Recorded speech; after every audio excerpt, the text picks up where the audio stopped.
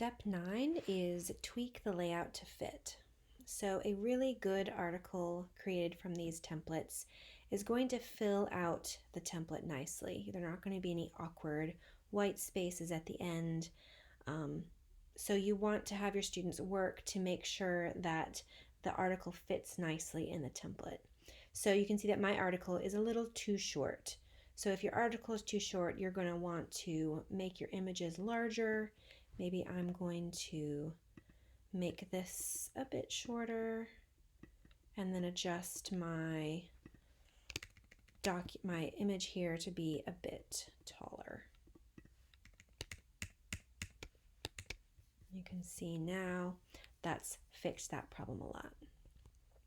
If your article is too long and it won't fit, you're going to want to delete some images or make them smaller.